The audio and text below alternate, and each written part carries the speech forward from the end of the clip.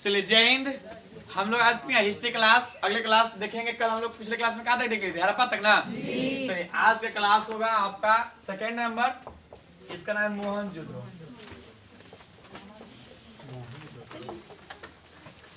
यह सब क्या है?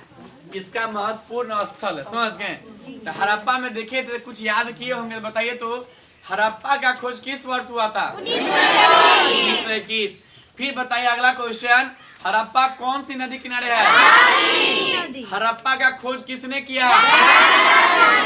खोज बोलिए या उत्खनन करता? उत्खनन मतलब क्या? जो खुदाई किया था, समझ रहे हैं बात? अच्छा बताइए कब्रिस्तान कहाँ से मिला था? इस कब्रिस्तान पे क्या लिखा हुआ था? चलिए, तो जिस प्रकार कल हम लोगों ने हड़प्पा के बारे में जाने, आज हम लोग पूरा वीडियो में किसके जानेंगे? चलिए, तो मोहनजोदड़ो का कुछ पहले बता देते हैं, फिर लिखा देंगे, समझ गए? तो मोहनजोदड़ो एक ऐसा जगह है जो यानी खुदाई होने के बाद वहां पर एक दो लाश नहीं बल्कि लाशों का ढेर मिला। इतना लाश मिला कि जगह जगह पर जहां पर खुदाई मतलब खुदाई शुरू हुआ वहीं लाश ही मिल रहा था। यानी इसको बोला गया लाशों का ढेर, लाशों का टीला। तो इसका एक पूछता है अर्थ, समझ गए? एग्जाम में आता है कि इसका शाब्दिक अर्थ क्या होता है? आप लोग धीरे लिखते भी रहिएगा। मृतकों का टीला। मृतकों का टीला कहने का मतलब क्या हुआ? एक ऐसा जगह जहां पर लाशों का ढेर मिला है, ठीक? फिर अगला क्वेश्चन बनता है इससे कि मोहनजोदड़ो है कहां पर, कौन सा वर्ष है, कब खोज हुआ? फटाफट इसे बना लेते हैं चार्ट।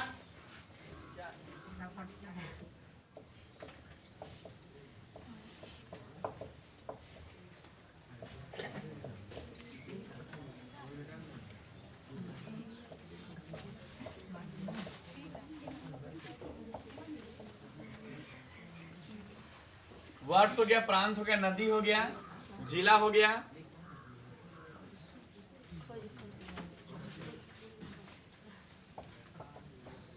उत्खननकर्ता हो गया,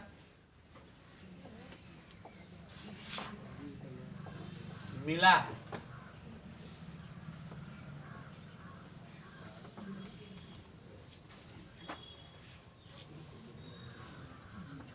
कहां पर प्रांत? पाकिस्तान, नदी सिंधु,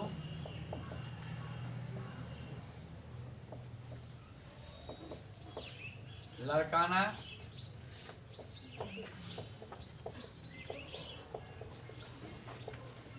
इसका नाम का राखल दास।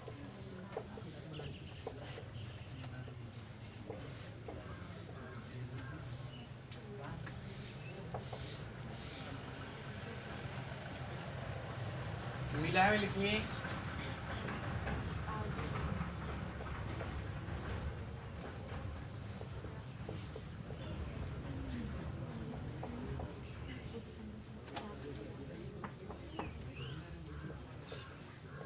फास्ट नोट कीजिए आप लोग।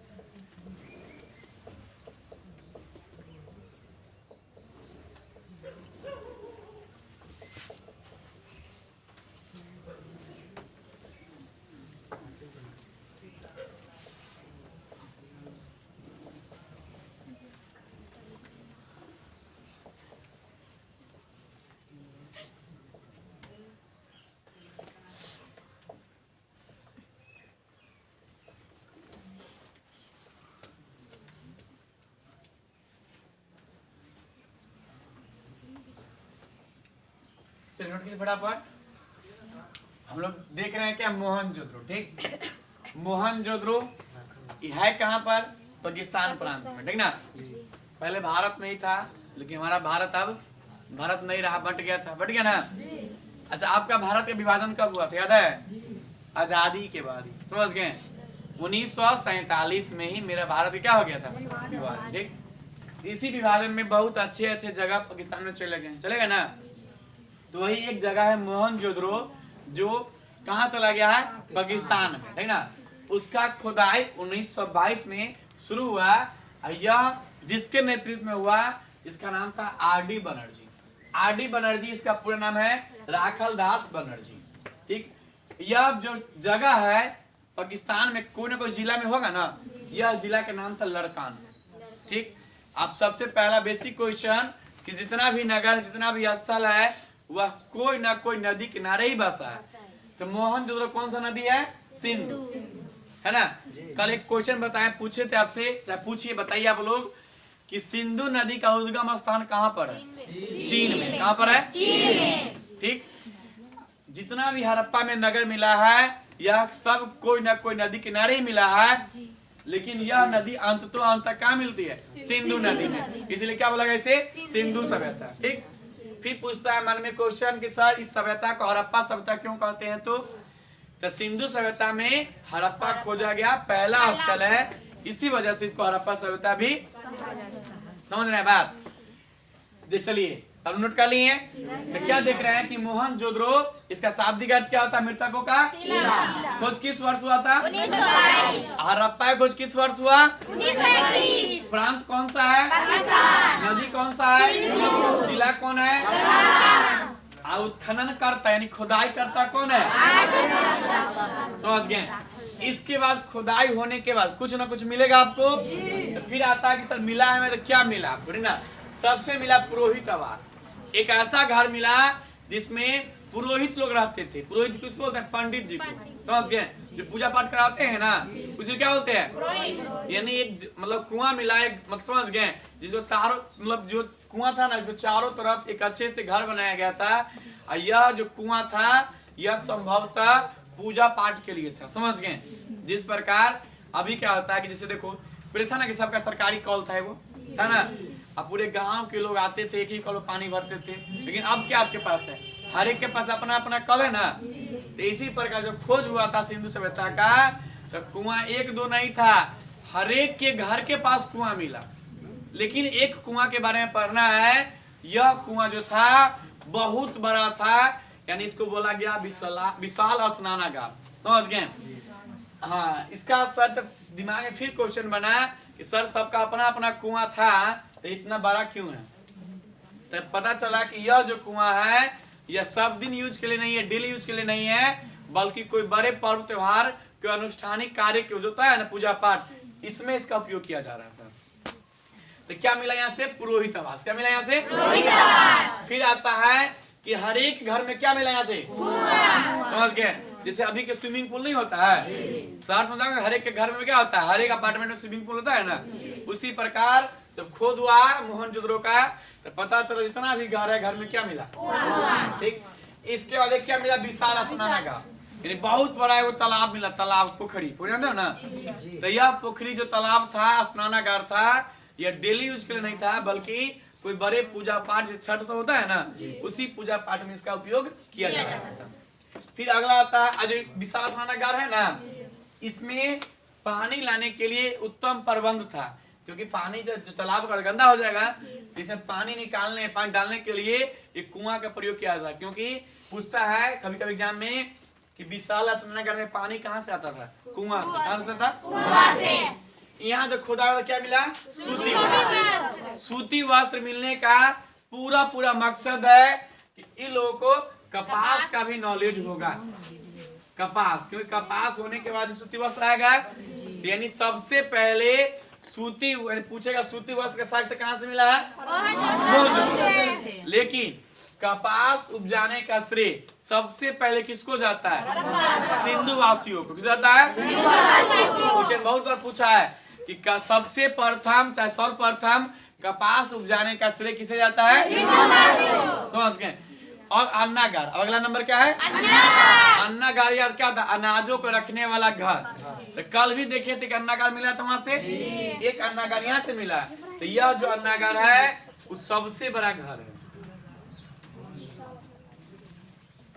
सबसे बड़ा घर, यानी इतना बड़ा घर है कि पूरा सभ्यता का सबसे बड़ा इमारत, इसको बोल सकते घर नहीं इमारत बोली, सबसे बड़ा इमारत,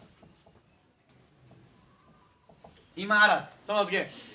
तो पूछेगा सिंधु सभ्यता का सबसे बड़ा इमारत कौन है? अन्नागार। यह अन्नागार हड़प्पा वाला या मोहनजोदड़ो वाला है ना? कि मतलब पूछेगा कि अन्नागार जो है वो कहाँ से मिला था जो सबसे बड़ा था? तो मोहनजोदड़ो में जो अन्नागार मिला यह पूरा सभ्यता का सबसे बड़ा इमारत था। अगला क्या मिला यहाँ से? चौड़ी सड़क, यानी सड़क मिला ना, जितना सड़क मिला उस सबसे चौड़ी कहाँ से मिला? सभागार, यानी एक ऐसा घर होता है जहाँ पे बहुत से लोग बैठ के मीटिंग करते हैं, सभा करते हैं ना। हाँ, उसी क्या मिला यहाँ पर? सभागार। अगला मिला पशुपति शिव का मूर्ति। समझ क्या मिला? समझ गए, यानी लोग पूजा पाठ भी करते थे। देखो पशुपति शिव मिल रहा है। और सबसे लास्ट मिला नर्तकी की मूर्ति, यानी कह सकते नचानिया, जानते हो ना, तो डांस करती है, डांसिंग गर्ल, जो लड़की डांस नहीं करती है। हाँ, तो जो लड़की डांस करती है बोलते हैं नचनिया बोलते हैं ना, तो वही एक नचनिया मिला था। समझ गया? लड़का का मूर्ति नहीं था, लड़की के था, इसमें नर्तकी लिखा था। समझ गया? एक नचनिया मिला। अच्छा बताइए मूर्ति किसका बना हुआ था? क्योंकि सिंधु वासियों को कांसा का ज्ञान हो चुका था। समझ गए ना? यानी सिंधु वासी किससे ज्ञान हो गया था? लोहा ज्ञान था। क्वेश्चन बार बार रखना कि सबका ज्ञान था लेकिन लोहा का ज्ञान से नहीं था। समझ गए? लोहा ज्ञान नहीं था। पूछेगा कि सिंधु वासियों को किस धातु का ज्ञान नहीं था? लोहा ज्ञान नहीं था। तांबा ज्ञान था, क्योंकि इस सभ्यता से पहले ही तांबा खोज हो चुका था, याद है ना?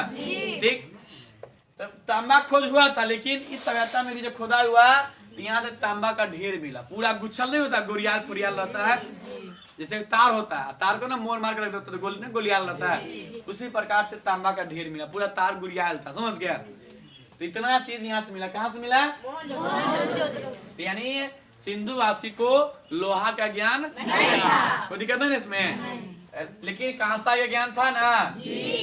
कांसा के ज्ञान, कांसा कैसे बनता है? तांबा और टीन का मिश्रण है, तांबा और टीन का मिश्रण। इसको दोनों को जोड़ क्या बनेगा? तांबा और टीन को जब जोड़ेंगे मिलाएंगे तो क्या बनेगा?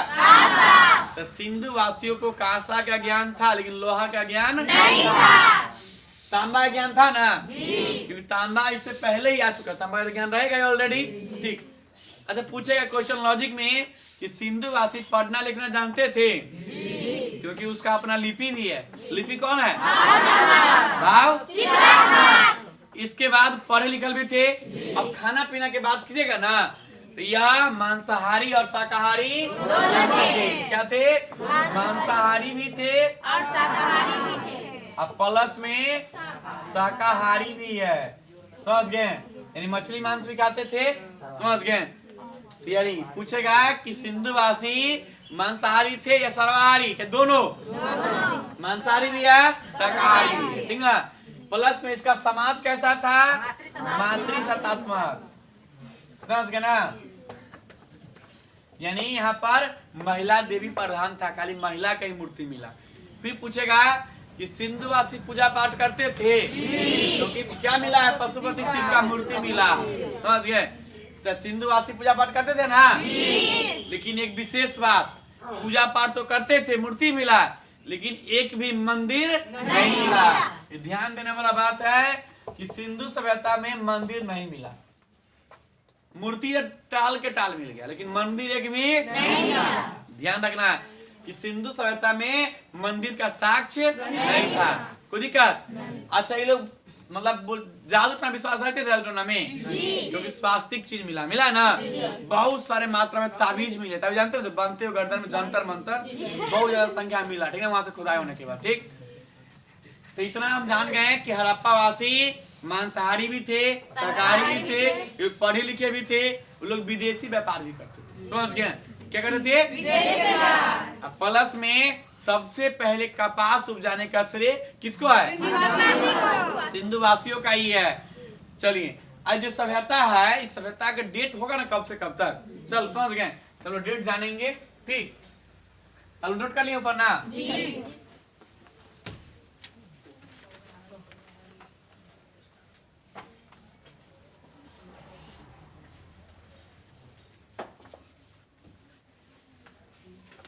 तो फिर से एक तब तक आप बताइए फटाफट कि नर्तकी की मूर्ति कहाँ से मिला आपको? अच्छा, सूती कपड़ा का साक्ष्य स्नानागार, अन्नागार, हड़प्पा से भी यारो, सिंधु सभ्यता का सबसे बड़ी इमारत कौन है? कौन है? जो मोहनजोदड़ो है ना, वह सबसे बड़ा शहर है सिंधु सभ्यता की। समझ गए? सबसे बड़ा शहर, समझ गए? पूछेगा सिंधु सभ्यता का सबसे बड़ा शहर कौन है? ये सबसे बड़ा है। समझ गए? चलिए आप देखते हैं कि लोग पढ़े लिखे भी थे, मांसाहारी शाकाहारी भी थे, पूरा अच्छे से नॉलेज भी था, तो ये लोग व्यापार भी करते होंगे, है ना? तो ये लोग व्यापार भी करते थे। समझ गए? अब व्यापार छोट मोट विदेशी व्यापार करते थे। समझ गए? जब व्यापार करेंगे तो क्या चाहिए? नाप तौल, है ना? तो नाप तौल में किसी होगा ना प्रयोग, नाप तौल में लोग 16 के गुणांक का बटखारा का प्रयोग करते थे। 16 के गुणांक यानी इसी का बटखारा था। बटखारा तो ना तराजू में किलो से होता है, 1 किलो 2 किलो, वही था। यानी इन लोग के पास 16 किलो से नीचे कोई किलो और गुणांक यानी क्या? 16 से जो कट जाए, 16, 32, 64 आगे जो चल जाए, ठीक ना? तो ये लोग माप करने में किसका प्रयोग करते थे? 16 के गुणांक का। ठीक, कोई दिक्कत नहीं ना है? यहाँ से बहुत ज्यादा मात्रा में मोहर मिला है। मोहर, समझ गए? यह मोहर किसका बना था? सेल खड़ी का। समझ गए? यानी सिंधु सभ्यता से बहुत ज्यादा मात्रा में मोहर मिला। यह मोहर किसका बना था? सेल खड़ी का। सेल का धातु होता है, मिट्टी नहीं होता है, इस प्रकार सेल का धातु होता है, दूसरी बना था, ठीक ना सर?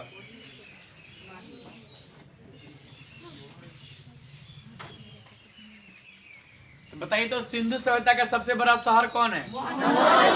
सिंधु सभ्यता का सबसे बड़ी इमारत कौन? यह नगर कहाँ से मिला था? यानी मोहनजोदड़ो से जो अन्नागार मिला वह सबसे बड़ी इमारत था। बाकी हड़प्पा से मिला। कब्रिस्तान कहाँ से मिला?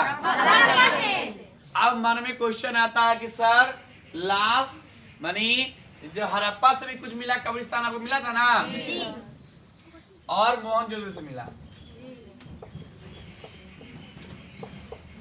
आपको लाश जो है, लाश जानते हो ना, कंकाल यहाँ से मिला और यहाँ से मिला, तो फिर कब्रिस्तान यहाँ पर क्यों आ गया? कब्रिस्तान यहाँ पर क्यों नहीं आया? मुझे कब्रिस्तान मिलना चाहिए ना। आप कैसे कह सकते कि सर यहाँ से जो मिला था वो कब्रिस्तान था और यहाँ से मिला उसे कब्रिस्तान क्यों नहीं बोले? ठीक, क्या बोले? क्वेश्चन सुनिए कि हड़प्पा से भी कंकाल मिला और मोहनजोदड़ो से भी कंकाल मिला, तो यहाँ पर कब्रिस्तान बोल रहे हैं आप, कब्रिस्तान मिला, लेकिन यहाँ पर कब्रिस्तान आप लिखे ही नहीं है। यहाँ लिखना जरूरी है ना? क्वेश्चन बहुत सटीक है। इस क्वेश्चन का आंसर जानिए कि हड़प्पा से जो कंकाल मिला, यह कंकाल पूरा पूरा सीधा सीधा था, यानी एक भी पार्ट कम नहीं था। पूरा जितना बॉडी का पार्ट होता पूरा पूरा पार्ट मिला। लेकिन यहाँ से जो कंकाल मिला वह पूरा पार्ट में नहीं था, बल्कि बिखरा हुआ था, यह पूर्ण पार्ट नहीं था। तो लोगों ने सोचा कि यहाँ से जो पार्ट मिला है, लगता है इस पार्ट को जलाया नहीं गया है बल्कि दफनाया गया है, इसलिए दफनाया कहाँ रहता है? कब्रिस्तान में। हड़प्पा से क्या मिला? और यहाँ से जो मिला यह टुकड़ों में बटा हुआ था, तो लोगों ने सोचा कि संभवतः यहाँ पर लाश को दफनाया नहीं गया है बल्कि जलाया गया होगा या कोई युद्ध हुआ होगा, इसी वजह से यहाँ का लाश क्या टुकड़ों में है।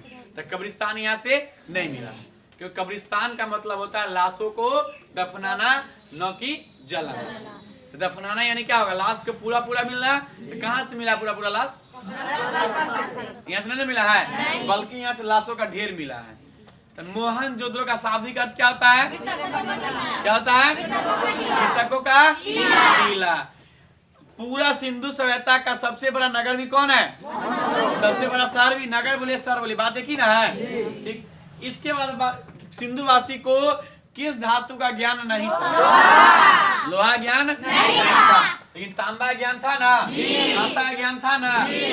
चलिए इसके बाद बताइए सिंधुवासी को हम क्या क्या कह सकते हैं जिसके हो ना एक सिंधु घाटी की सभ्यता। 2-3 नाम तो मैंने डाल ही दिया है, कुछ नाम और डालते हैं ताकि आप इसको भी बुला सकते हैं, क्योंकि एक नाम तो इंसान का होता है ना, इंसान में 4-5 नाम होता है ना कि मामा कुछ बुलाता है, फूफा कुछ बुलाता है, फुआ कुछ और बुलाती होगी। ठीक, जैसे एक नाम तो क्या हो गया, पहला नाम क्या हो गया? सिंधु घाटी की, सिंधु घाटी सभ्यता एक नाम हुआ। अगला नाम क्या पड़ा इसका? हड़प्पा सभ्यता। और तीसरा नाम होगा कि यह जो सभ्यता है ग्रामीण नहीं था बल्कि क्या था? नगरीय था। इसके एक और नाम पर गया नगरीय सभ्यता। जितना भी सभ्यता मिला, जितना भी नगर मिला, सब कहाँ मिला? नदी के किनारे। इसको बोला गया नदी घाटी की सभ्यता।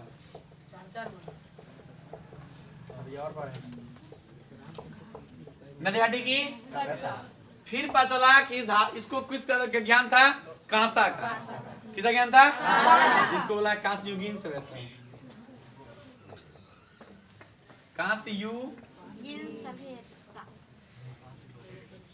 कांस्य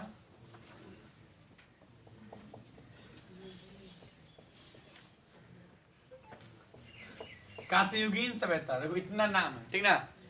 तो सिंधु घाटी की सभ्यता नाम क्या है पता है? तो पता है, अच्छे से पता है ना, क्योंकि सिंधु घाटी की सभ्यता नाम रखने का पीछे था कि इस सभ्यता में जितना भी जगह मिला, जितना भी नगर मिला, सब कोई ना कोई नदी किनारे मिला हुआ है।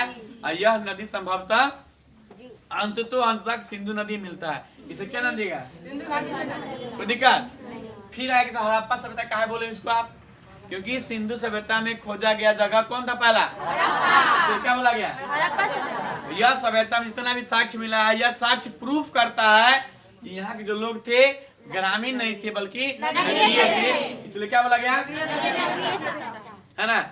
फिर देखा कि सभ्यता में जितना भी नगर मिला सब कहाँ मिला? नदी घाटी में। इसका नाम क्या दिया गया? और इस सभ्यता में किसका खोज हुआ था? कांसा का। इसे क्या बोला गया? कांस्ययुगीन सभ्यता। कोई दिक्कत?